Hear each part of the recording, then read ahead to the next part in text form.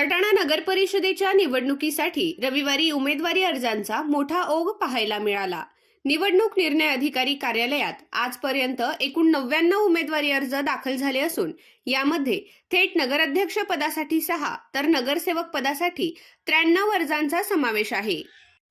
याशिवाय आस्थागायत नगराध्यक्ष पदासाठी 11 आणि नगरसेवक पदासाठी एकूण 170 अर्ज दाखल झाल्याची माहिती समोर आली आहे। अर्ज दाखल करण्यासाठी सोमवार हा शेवटचा दिवस शिल्लक असल्याने रविवारी अनेक इच्छुकांनी पालिका कार्यालयात मोठी गर्दी केली। बहुतांश उमेदवारांनी सोमवारी अर्ज दाखल करण्याचा मुहूर्त ठेवला असल्याने अंतिम दिवशी आणखी मोठी गर्दी होण्याची शक्यता आहे।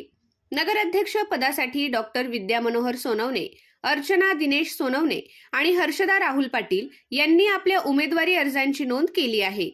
मात्र राष्ट्रीय पक्षांकडून अधिकृत उमेदवार जाहीर न झाल्याने सर्वच राजकीय पक्षांनी सावध पावले उचलत उमेदवारांची नावे अद्याप गुप्त ठेवली आहेत।